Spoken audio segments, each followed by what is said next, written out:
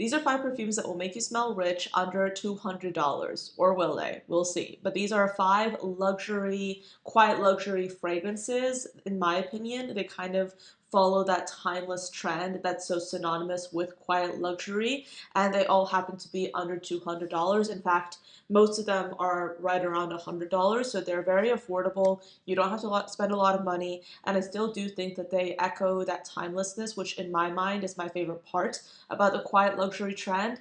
I don't think that people should hyper focus on what they look like, what they smell like, where they go, as much as they should focus on simply being financially literate. I think being financially literate, having a budget, making sure that you know what you're spending on, that is far more important than looking quiet luxury. But sometimes the quiet luxury trend, in my mind, is a great reference point because it kind of reminds us about what looks timeless. And personally, sometimes I do want to look timeless, I want to smell timeless, I want to go for something that's more subdued but still interesting, and that's what these fragrances represent. If this is your first time on this channel, hello, my name is Anya. I love fragrances. I talk about them 5 times a week, Monday through Friday. I also have content on TikTok and Instagram under the username ANECHKAFRAGRANCES, and I do have a podcast called The Fragrance Report. It's on Spotify, and I publish a new episode every Wednesday. So yes, like I said, there are quite a few fragrances in here, and the perfumes I want to include in this video are the fragrances that are everyday appropriate. They could work well on a variety of people, and they're easy to digest, and they're not going to be like your, for example, your hyper loud fragrances or your hyper realistic gourmands. These are fragrances that are timeless and elegant, and I do think that that makes them quiet luxury. So that's why I'm calling them quiet luxury, because that's my opinion, and your opinion might be different, but that's okay. Starting off with Viage. This is a fragrance called Magnetic Monaco. They did send this to me, and I was really interested in trying this brand out because I knew of this brand, but I never really tried any of their fragrances before. This brand is inspired by travel, and when I saw that they had a perfume called Magnetic Monaco, inspired by Monaco, my mind instantly went to Grace Kelly. I think, what was that movie that she did with Cary Grant in Monaco? I forget. Oh my gosh, I forget, of course. But when I saw this fragrance, my mind instantly went to that aesthetic, which is essentially kind of synonymous with old Hollywood, timelessness, things like that. And this perfume, honestly, is a fragrance that I really do love because it has like a little bit of like a bright floral aspect to it. It has a beautiful sillage. It's one of those perfumes that you can just spray on and wear as an everyday fragrance. Let me go into the notes so you can see what it's supposed to smell like a little bit further. But we have top notes of exotic floral notes, grapefruits, and spices, a mid of lily of the valley and carnation, and then a base of woody notes, ambroxan, vanilla, amber, and musk. There are a few notes in here that really made me gravitate towards this fragrance when I initially saw the scent pyramid. One of those fragrance notes is definitely ambroxan. I find that ambroxan really helps a fragrance have a gorgeous sillage. It really helps these more subtle notes carry, and I think that sometimes light floral notes, like light floral musky notes, don't often have a good sillage unless there's ambroxan in there. So that's why I really appreciate having this fragrance with ambroxan. Also, I think the carnation adds a light floral spiciness to it. But to be honest, in this perfume, I smell the grapefruit kind of like citrusy aspect in the opening, and then in the dry down, I get primarily a woody musk, and I really do like this fragrance. I think it's a beautiful everyday perfume. This is the kind of thing that you could easily wear to the office and it wouldn't be an issue. And yeah, I think this is kind of like your white t-shirt essential kind of fragrance. And you can save some money with my code Anya in all caps if you would like to do so. But yeah, Magnetic Monaco by Viage. This is giving old Hollywood, Grace Kelly, minimalism, but also some elegance too. Okay, so next up is the fragrance that's a little bit more like tonic. In fact, this might be one of the more gourmand fragrances in this video, and as I mentioned before, I don't really have that many gourmand fragrances here, but this is Latte e Mandorla by Profumo di Firenze.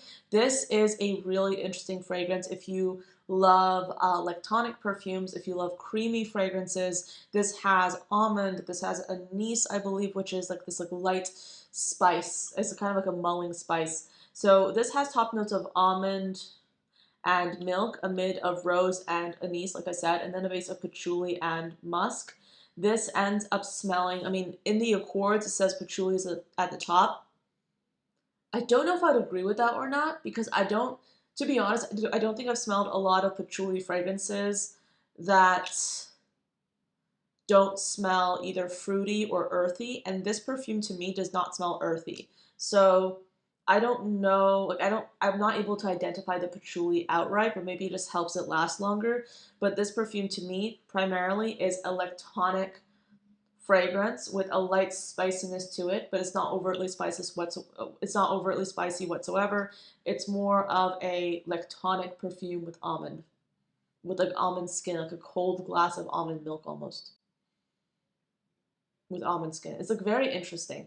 I do really like this. This to me smells like a luxury hand cream, which makes it perfectly fit into this video. But Latte and Mandorla, if you want something that's very creamy, understated, still beautiful, this is a really good one to try. Originally, before I bought this, I bought the decant and I used it up almost completely and I really loved it. So I decided to buy a full bottle. And by the way, Profumo di Firenze, if you're interested, they are actually super affordable for a niche brand. I think they're $125 approximately. So that's Profumo di Firenze. And then Viage fragrances, they're around the $100 mark as well. So again, two very affordable options. Next up is another affordable niche perfume. This is by Une Nuit Nomade. It's Sun Bleached.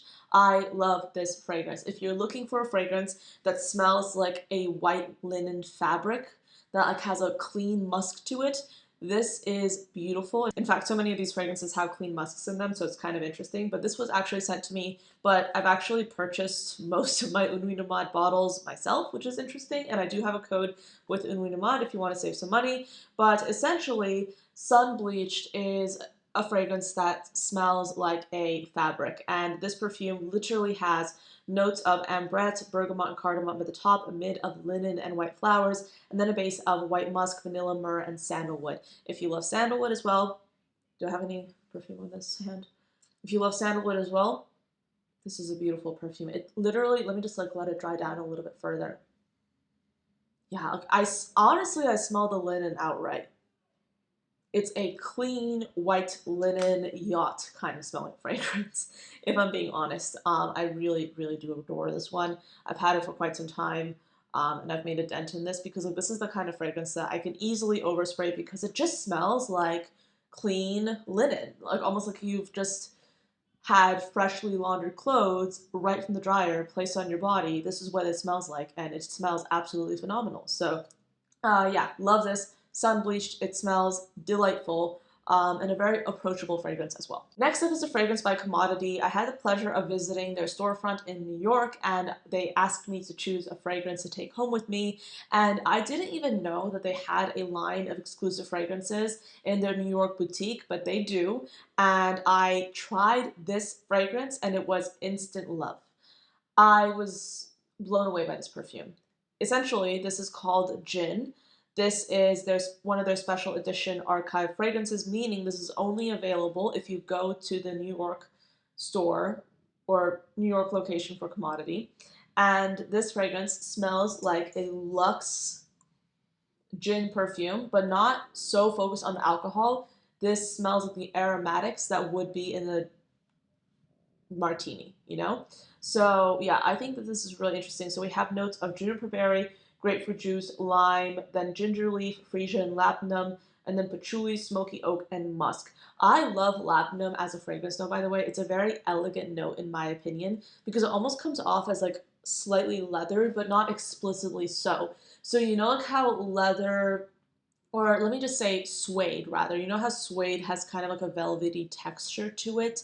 It's almost as if labdanum gives fragrances that velvety, beautiful texture as well. It's very interesting and I love it. I love this perfume. And I will say that like I don't love, okay, so I'm not always a fan of fragrances that smell straight up like alcohol. Like I want a fragrance, like if it's going to be inspired by alcohol or, you know, anything like liquor or whatever, I want it to smell like the aromatic elements present in that kind of liquor or cocktail or what have you. In this case, they really focus on like the juniper berries, on the citruses, like the aromatics that would be present in, say, a martini, and I really do love that. I think that sometimes when things are very exclusive and that in itself is a sort of elegant quality, but I think when you also have a fragrance that's like very understated but smells like very unique, it's also a really cool way to smell elegant. And I do think that this perfume fits into that kind of old money aesthetic. I mean, I would say two cocktails that are possibly the most old money in my opinion, and I might be wrong, but in my opinion would be the old fashioned and the martini. And in this case, we have a beautiful kind of martini-esque fragrance. So definitely recommend this one. If you're in New York, go to the commodity store and ask to smell this one. Tell them I sent you, but ask to smell this one because this smells gorgeous. Like this smells so beautiful. Yeah, it's like a lighter fragrance. It's definitely not a heavy hitter by any means, but to me that adds like a special quality to it. So I personally would definitely spray this on clothes or on your hair, which I'm going to do now. Smells amazing. Yeah, I love it. Commodity gin. This is beautiful. Tardes by Carner, Barcelona.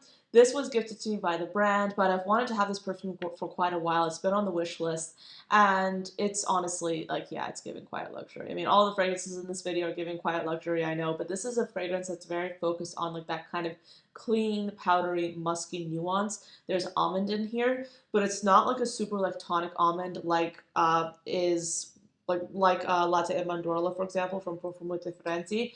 This is like a powdery almond. It's like more musky and woody, and the almond just provides a little bit of a nuance to it.